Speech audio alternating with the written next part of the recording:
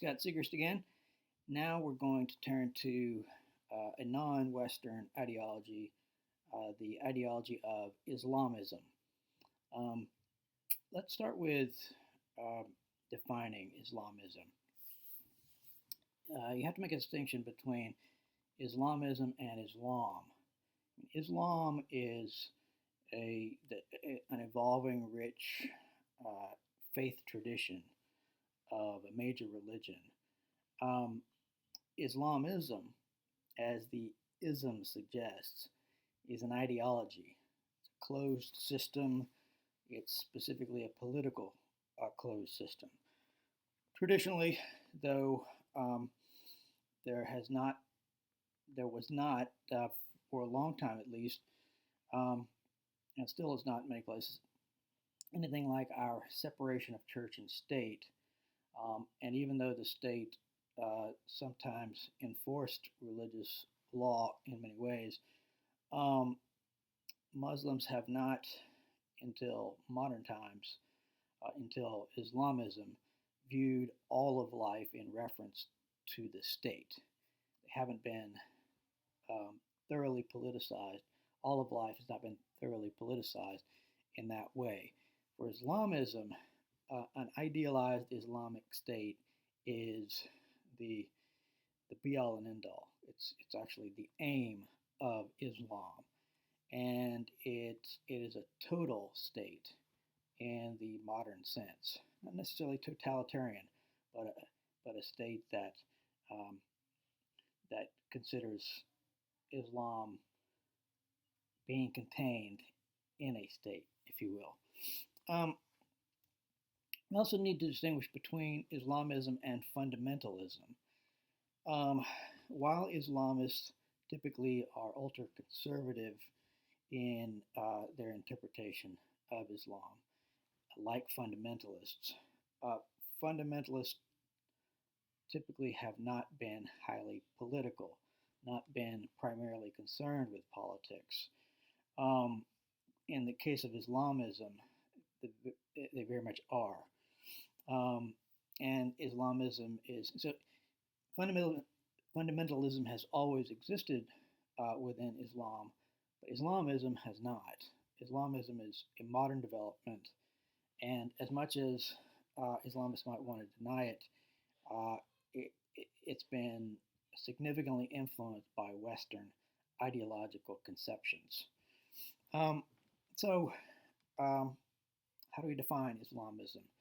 Um, Specifically, more substantively, I would call it an ideology or an ideological program that understands an Islamic state, uh, defined narrowly as a state that enforces Sharia, meaning Muslim religious law, typically interpreted in a very narrow and conservative way, um, as the end, the culmination and prerequisite of um, Islamic life, uh, and it rejects as illegitimate and or radically deficient any state that fails to provide full enforcement of Sharia. And in this sense, it's revolutionary. Um, Islamists typically think that few, if any, nations, including the so-called Muslim nations, actually uh, enforce the Sharia fully and correctly. And that means that most of the world's states, if not all of them, are illegitimate and therefore subject to being overturned. They must be overturned, actually, in the long run, right? That said, some varieties of Islamism try to work within the current political system uh, and to achieve an Islamic state through democratic means. I mean, what happens after that, whether democracy continues after the Islamic state or the Islamist program is put in place, that's a different question. But at least until that point, they want to work within the system. Um, this was the case with, for example, um, the Muslim Brotherhood, or at least a portion of the Muslim Brotherhood that came to power in Egypt not too long ago, and then was overthrown uh, by the military. Um, this leader Morsi was elected um, by the Egyptian citizenry. Um, but then there's the other version of Islam that seeks the overthrow of systems by whatever means necessary, including violent revolution. Um, and that leads us to consider Islamism in relation to jihadism. What I just said um, points to the fact that not all um, Islamists are jihadists. Even though modern jihadists are Islamists, not all Islamists are jihadists. Um, so, what do I mean by jihadism? Let's start with defining jihad. I mean, the word literally means struggle, and it can mean struggle, uh, different kinds of struggle, not just military struggle, but different kinds. So, there's the jihad of the heart, which is a struggle against personal sin and corruption. There's jihad of the tongue, which is spreading the message of Islam and speaking out against evil. There's jihad of the hands, which struggles to serve and build up the community. And then there is jihad of the sword, which is the military version, right? Historically, jihad has more often been used in the military sense, but even when that's the case, it wasn't necessarily considered to be the most important type. And there's a hadith that captures this.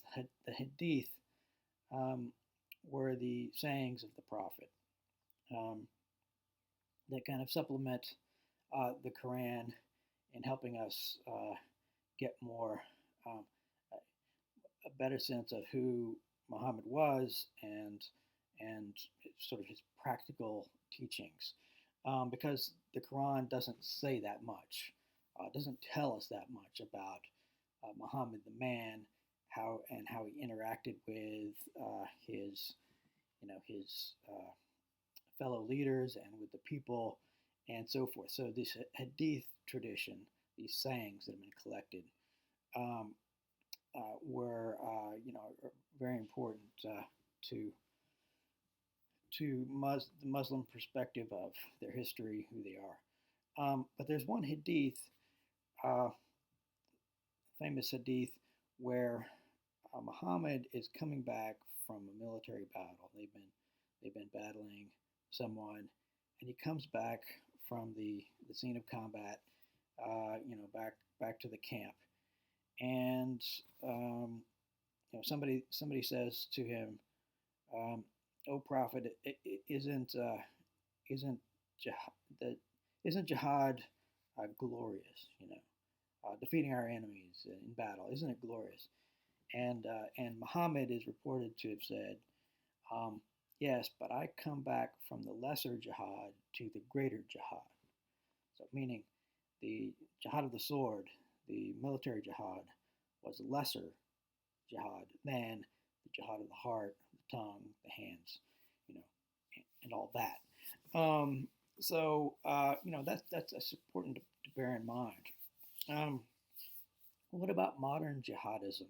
I mean, jihadism, again, the ism indicates an ideology, and the ideology is something modern. There was jihad, but jihadism is ideological, right?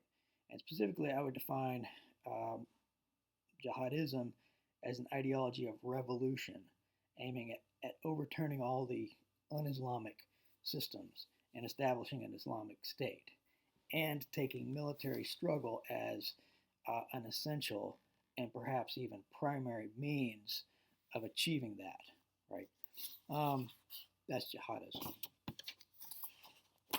Okay, so to understand uh, traditional Islam as well as Islamism and Jihadism, we need to understand some essentials of Islam uh, as it developed over time. And the place to begin probably is with the so-called five pillars of Islam. There are five things um, that Muslims worldwide agree on. And so, you could say it's the solid core of the religion. So there's five of these. The first is the Shahada, S um, Hada, Shahada. I'll send you a I'll send you a glossary with these terms so you can remember them. But the Shahada is the statement of faith, and the statement of faith, you probably heard it, goes, "There is no God but God, and Muhammad is his prophet." Right. If you, typically, if you will profess this and say this in front of you know a mosque or something, um, that is makes you formally a Muslim, right? So notice the elements. There is no God but God, so it's monotheistic, and that monotheism is a is an essential uh, is a stressed point about the religion, setting it apart from polytheism, but also um, in traditionally in the Muslim mind, sets it off from Christianity too, because the idea of a trinity uh, suggests to them um, something, if not polytheism, it's sort of getting dangerously close to it, right? And so this is supposed to be a pure monotheism, and Muhammad is the prophet or messenger. That's what prophet means, right? Messenger. Um, and the significance of this is, if you look in the Quran, um, the, the biggest heroes in the um, Jewish Bible and in the Christian Bible are all there. They're accepted by Muslims, including Jesus. Jesus is taken to be a great prophet, and has a big role in history um, for Muslims.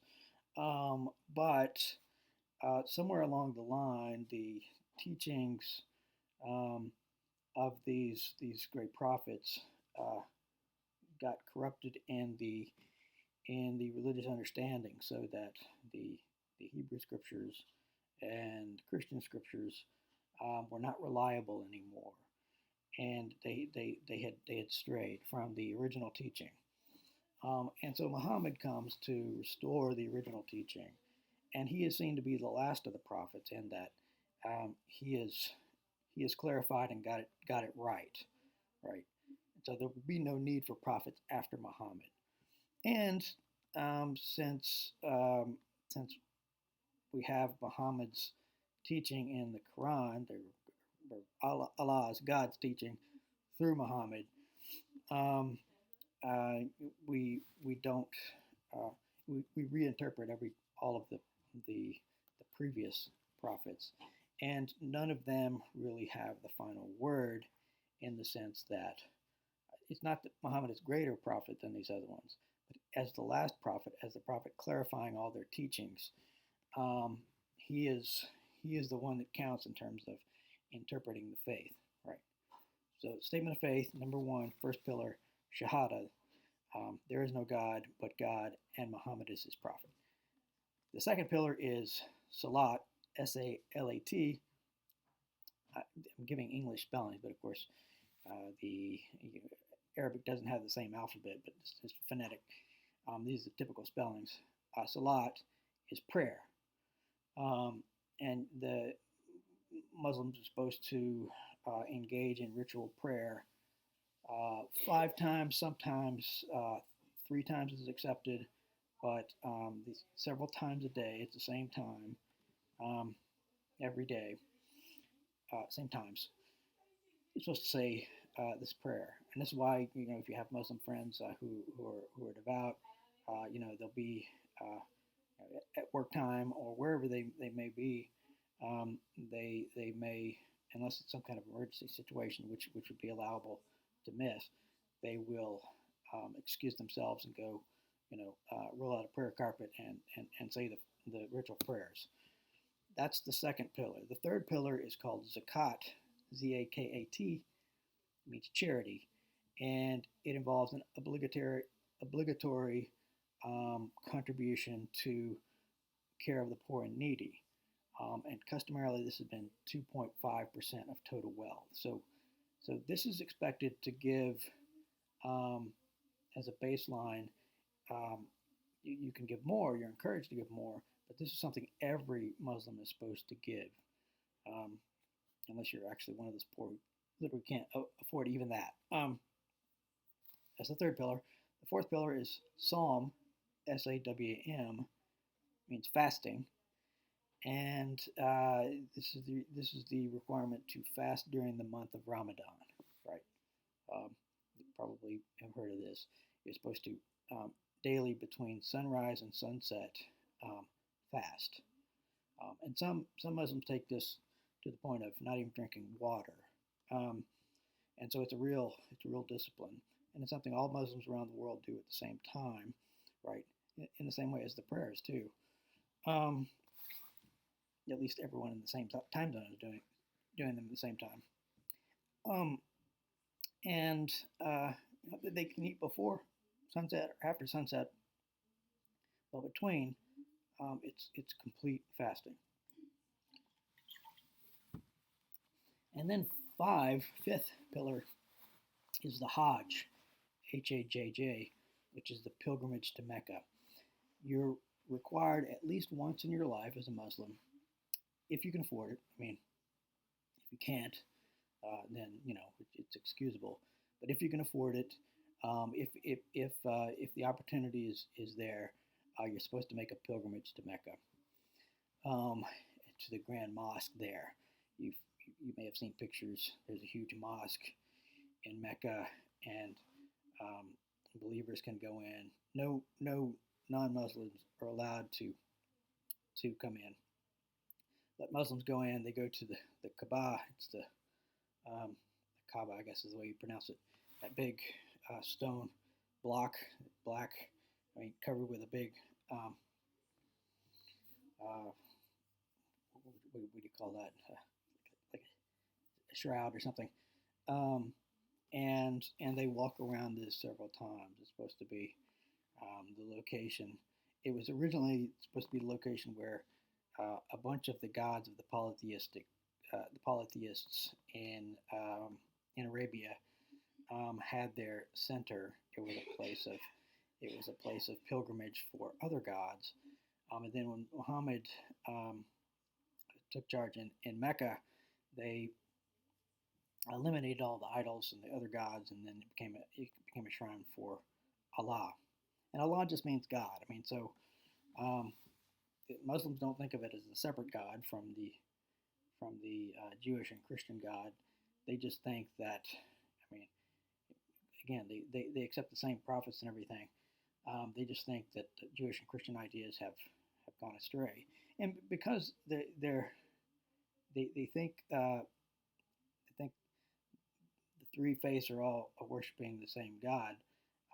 The Jews and Christians have historically had a special status called people of the book, right?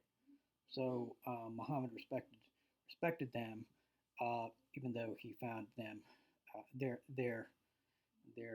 understandings faulty, right? So those are the 5 pillars: statement of faith, prayer, charity, fasting, and pilgrimage to Mecca. And then jihadists often, maybe typically, add a 6th pillar. It's jihad, meaning specifically military jihad. And some of the jihadists think that is the most important today.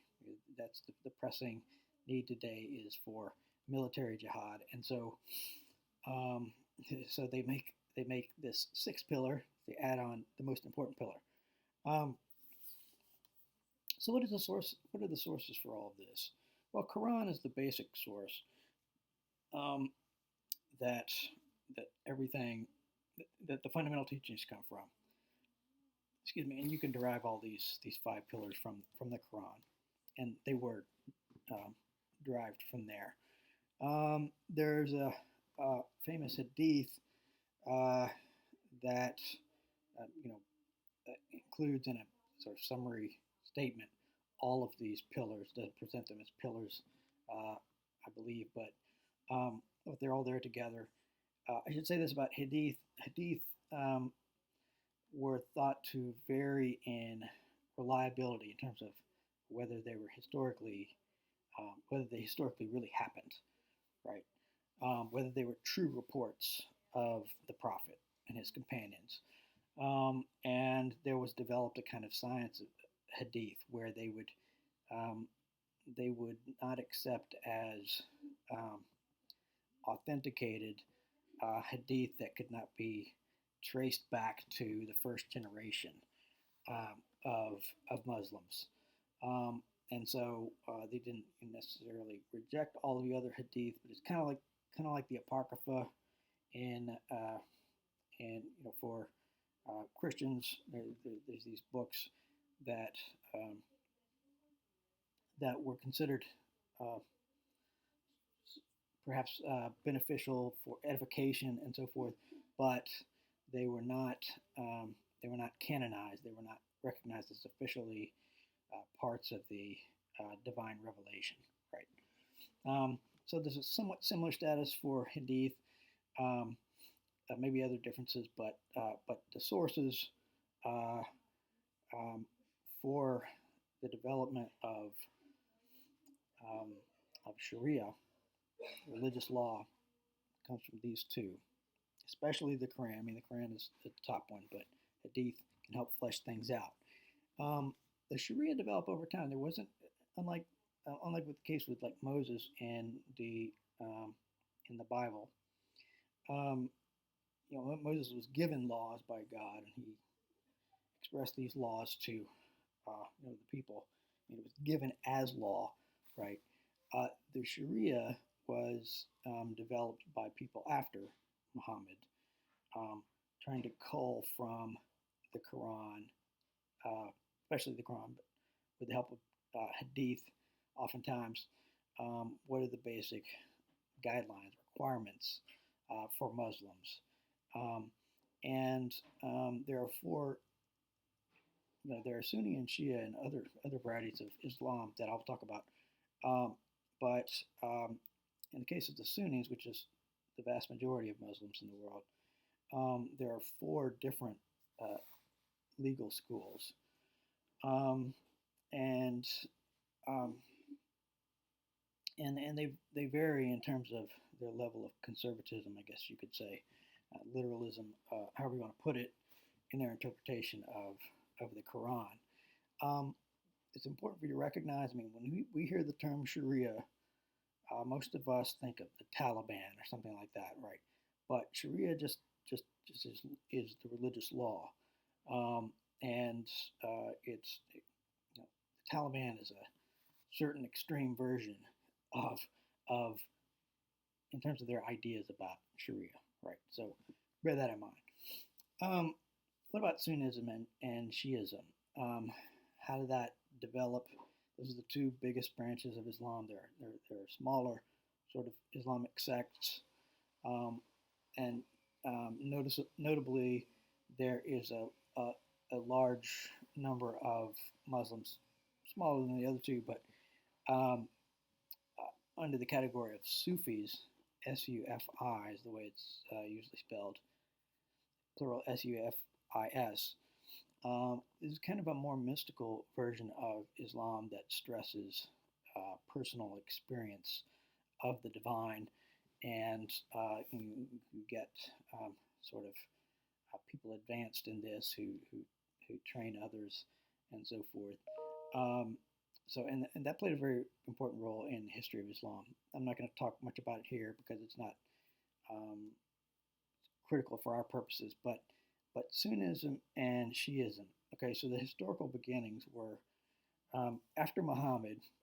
Um, since he did not name a successor, there was some uncertainty about who would be the next leader, who would be the successor to Muhammad in his leadership of the Islamic community, and and the successor, the term for successor was caliph, usually spelled in English Caliph, caliph, um, and that's where we get the term caliphate. The caliphate was the area, um, literally the territory controlled by the caliph, right?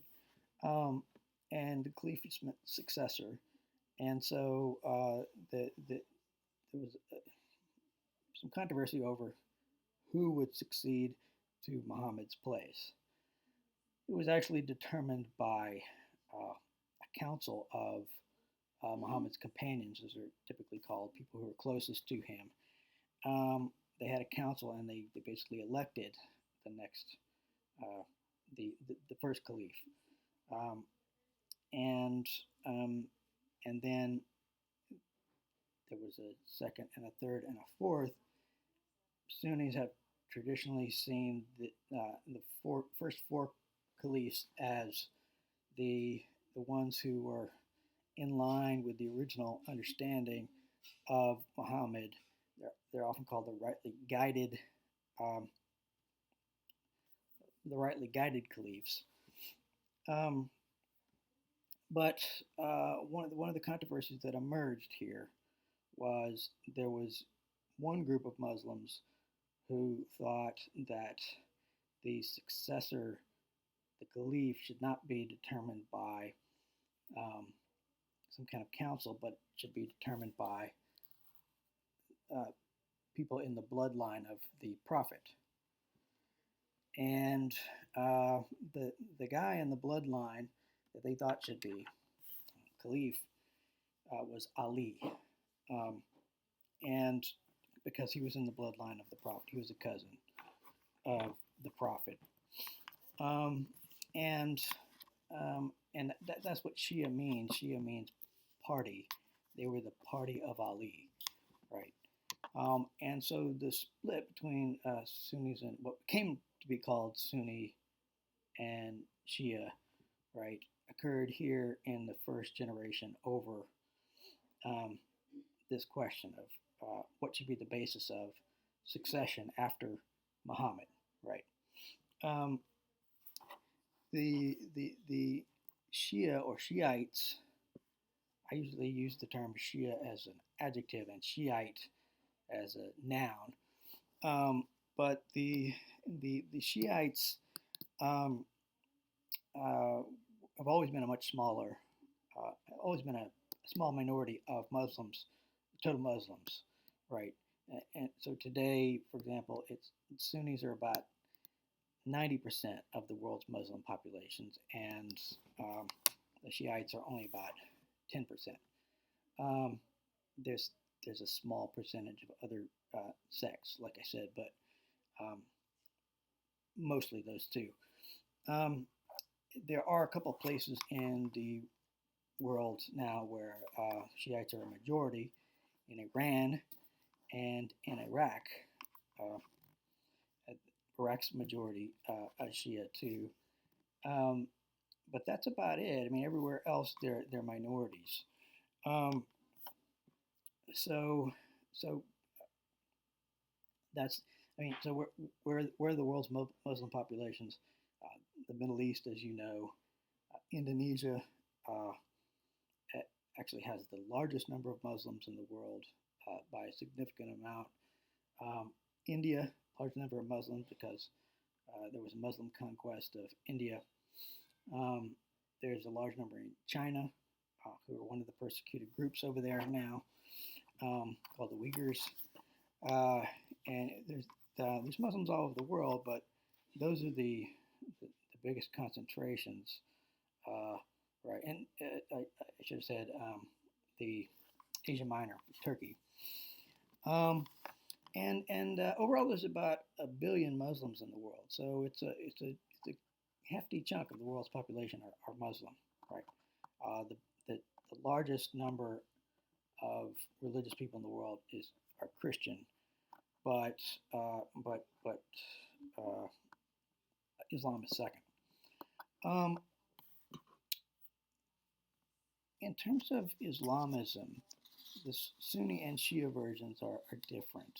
Um, and usually, actually, when we use the term Islamism, we mean the Sunni variety. But um, the jihadists are Islamist, right?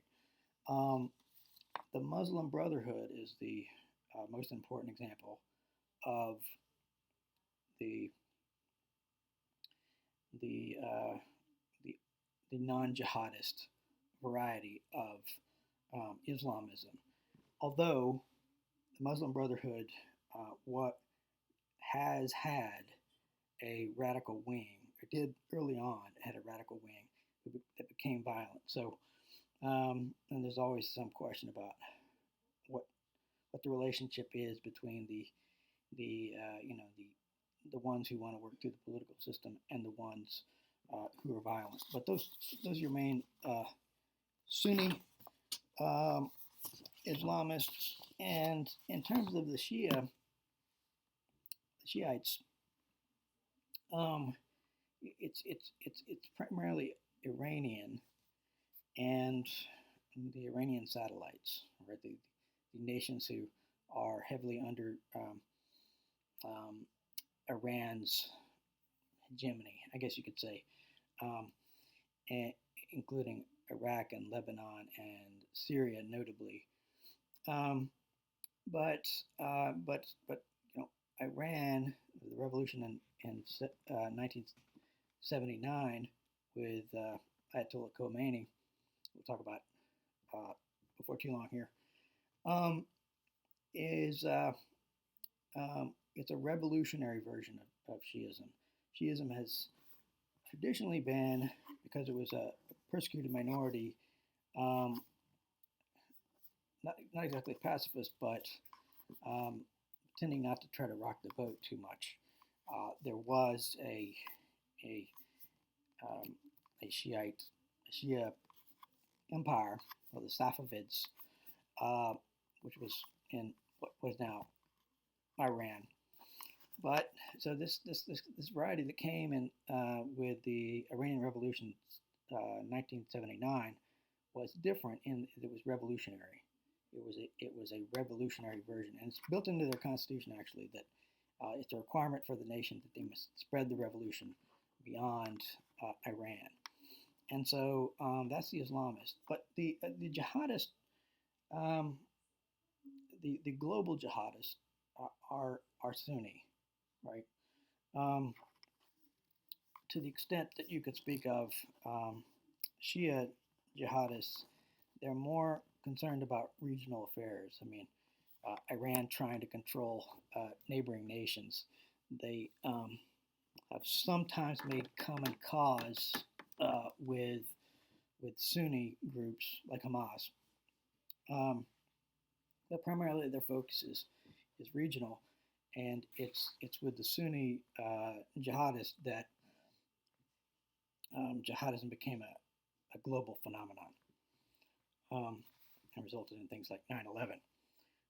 Okay, so I'm going to stop there with that as an introduction to Islamism, and then I'll give separate lectures on Syed Qutb, uh, Khomeini, and Bin Laden. So notice I'm focusing on radical versions uh, for our purposes because we're studying ideology as opposed to religion more generally. So bear in mind that these three are not representative, um, but that they're on the radical end. Okay, I'll stop there. Syed Qutb up next.